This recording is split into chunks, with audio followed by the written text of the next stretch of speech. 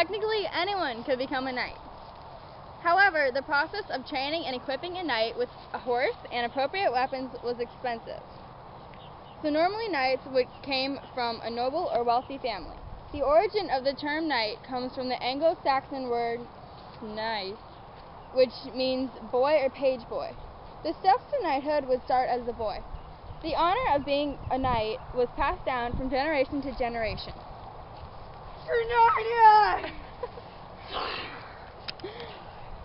For the first 7 years of age, a young boy would be raised by his parents. During this time, he would be expected to learn good manners. Okay, now remember, whenever you use a napkin, you have to put the fold away from you. Okay. Now, this is so focused. You've got to learn it to become a knight, and you're going to become a knight. What do you use the big fork for? The main course. Good job. What do you use the middle fork for? I don't know. If I need like 6 things. Okay. I've told you this 1,000 times. You use the middle fork for your salad. Now what do you use the smallest fork for? I'm only eating one thing, not like 50 million meals. If you ate the main course, your salad, and your soup, there's one thing left. What do you eat with that? I don't know. The dessert! Okay? Maybe not everyone will want dessert, okay? Sometimes I don't even eat dessert every night. That will make you fat. Yeah? Yeah. At around the age of 7, a boy would be sent away to live with a noble. A page was also referred to varlet or little vassal. As a page, a boy would be a servant to a noble or lord. The page would wait at tables, take care of the lord's clothes, and help them with getting dressed.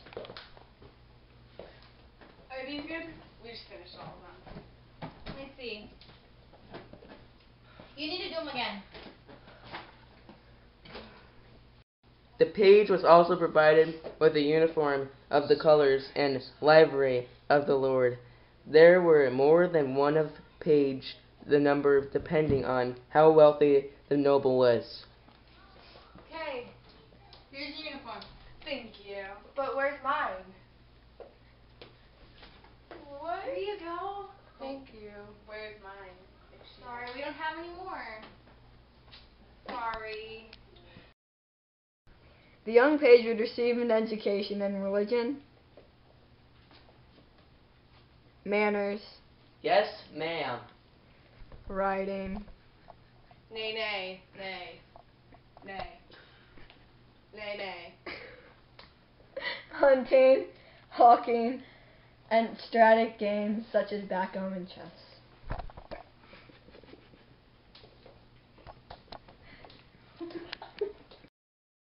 A page would soon start to acquire the skills required by a knight by practicing tilting the lance and watching the training of their seniors.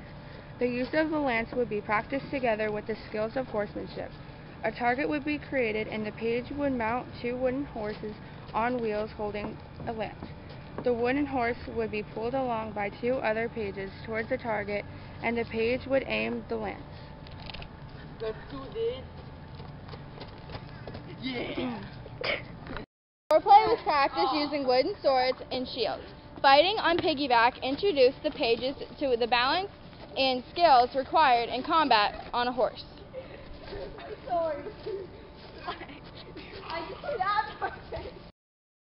After a page reached about 14 years old, he became a squire. Hey Paige, it's your 14th birthday. Now you can be a squire. Oh yeah. The squire was the servant to a knight during the Middle Ages. Of the squire were to learn about chivalry, the rules of heraldry, horsemanship, and practicing the use of weapons, and the skills required of a knight. It was also their duty to enter the social life in the castle and learn about courtly etiquette, jousting, music, and dancing. Con los terroristas.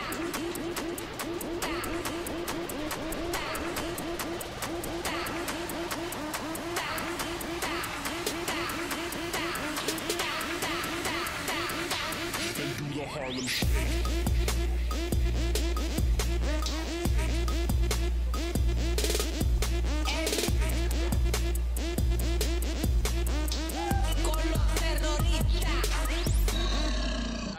Squires were described as the following by Raymond Lull, who was a medieval writer and philosopher. A nobleman who loves the order of chivalry and will be a knight to have first a master who is a knight. For thus it is a discoverable thing that a squire should learn the order and nobility from any other man than a knight. So very high and honored is the order of chivalry that a squire should suffer himself, not only to learn to keep a horse and learn to serve a knight, that he would go to journeys and battles, but it is necessary that he beholds the school and order of knighthood. Good. The squire served in this role for 7 years and became a knight at the age of 21. Sometimes the squire would become a knight at an early age as a reward for bravery on the battlefield. In some time of war, squires accompanied knights on the battlefield, leading and tending the horses and dressing them in medieval knight's armor. They came under fire from arrows, and many squires were killed doing their duty. Some of the duties of the squire were to attend to the knight's horses and stabling and care, wait at tables, some duties in the kitchen, arranging the unkept clothing, running errands, carrying messages, and guarding the knight while he slept. He would also sit the knight and dressing in armor, assuring the armor and weapons of the knight were in good order. He would also accompany the knight to tournaments and during the time of war on the battlefield.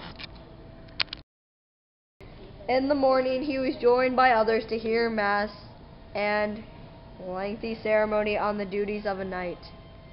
A sponsor took possession of the sword and shield, which had been blessed by the priest. The sword and shield were passed to the lord, who was to conduct the knighting ceremony. The knight was pressed by the sword by 2 sponsors in a public ceremony. The knight took his vows and swore oath to allegiance of his lord.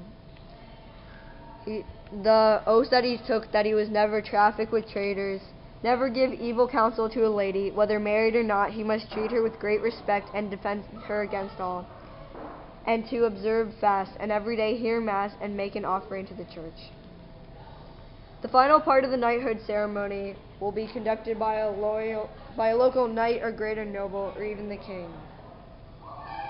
The lord presented the sword and shield and dubbed the squire, who was pronounced a knight. And the lord would say,